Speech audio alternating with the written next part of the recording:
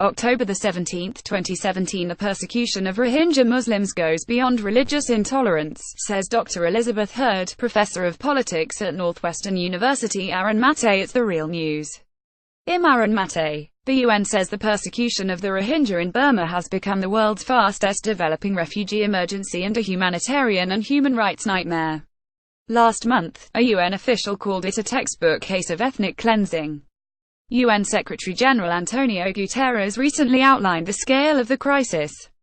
Antonio Guterres: at least 500,000 civilians have fled their homes and sought safety in Bangladesh. Although the total number of those displaced is unknown, it is estimated that 94% of them are Rohingya. We have received bone-chilling accounts from those who fled, mainly women, children, and the elderly. These testimonies point to excessive violence and serious violations of human rights, including indiscriminate firing of weapons, the presence of landmines, and sexual violence. Aaron Mate. Joining me is Dr. Elizabeth Hurd, professor of politics at Northwestern University. Professor, welcome. Now you have a piece up where you talk about some of the common misconceptions about the crisis in Burma.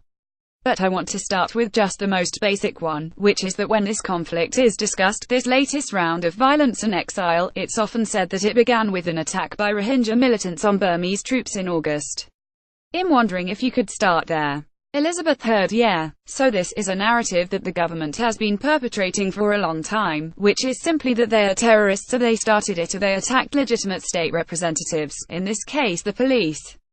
This is a story of an interested party, which is the state, which is one of the perpetrators of this crisis, if not the main perpetrator of this crisis.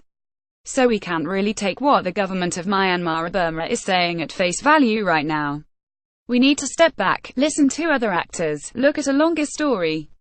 And unfortunately, it's a much more complicated story in which many would say that these individuals and this group was driven to attack the state and the police, its representatives, as a last resort in a situation where they are literally seeing their homes and villages burn to the ground.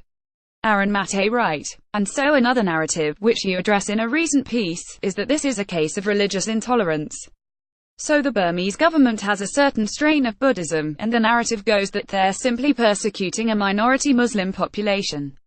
Now, there's some truth to that obviously, but you point out that it's not the full story. Elizabeth Hurd. That's right. That's exactly right. I think that in this kind of situation we need to be very careful before we simply assign this to the box of religious persecution.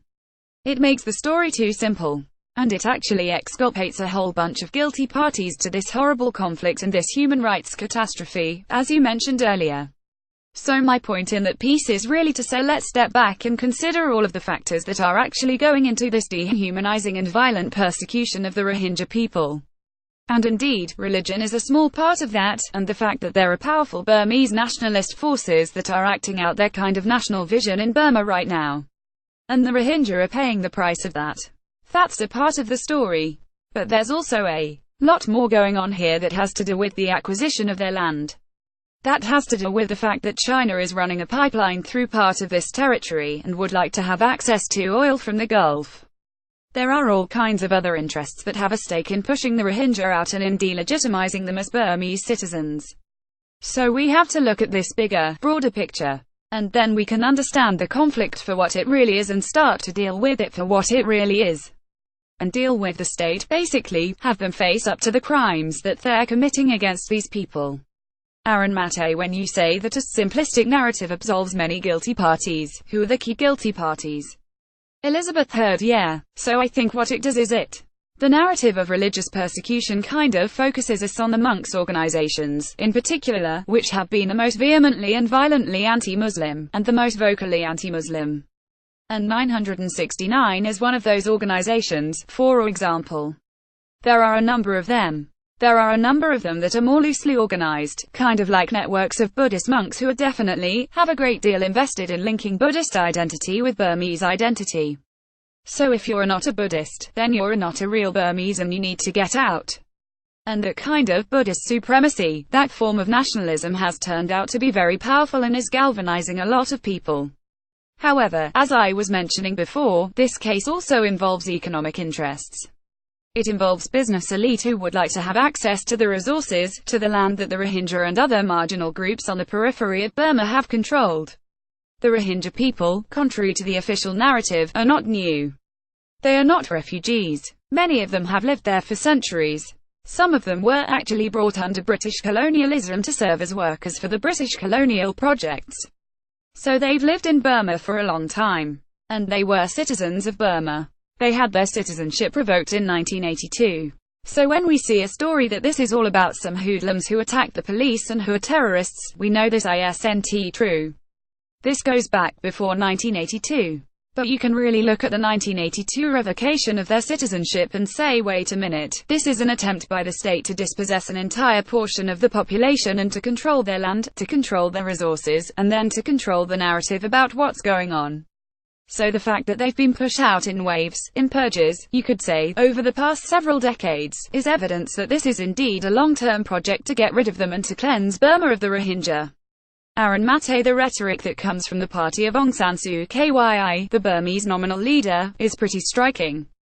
A spokesperson for the National League for Democracy was speaking to Voice of America and was speaking about the Rohingya and said, "They are not our ethnic groups. They claim to be ethnic, but we can give it to them. In our history, there is no Rohingya."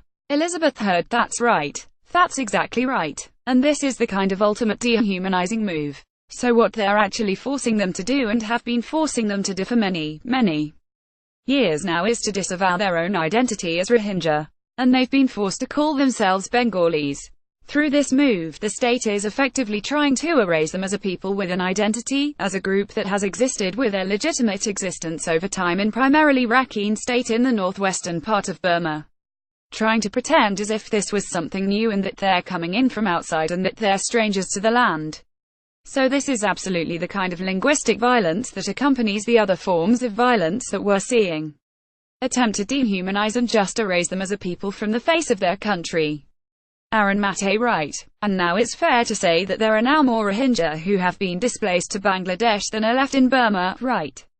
Elizabeth Heard. I think that's correct. The numbers that I've seen are astonishing. I have heard, and I have not been able to verify this.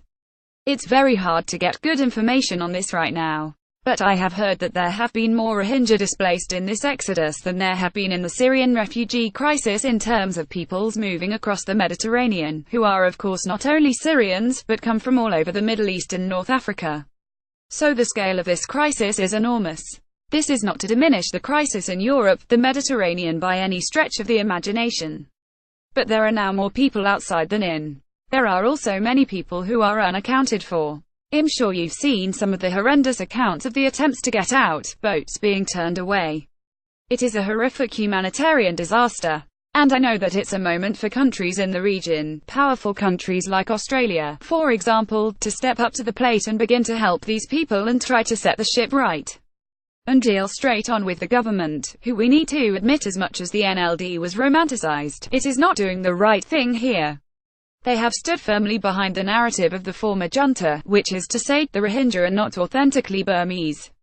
They are Bengali refugees, and we don't have anything to do with them. It's not our problem. We need to move past that. We need some grown-ups in the neighborhood to take charge. Aaron Mate. Well, leave it there. Dr. Elizabeth Heard, thank you. Elizabeth Heard, thank you. Aaron Mate, and thank you for joining us on The Real News.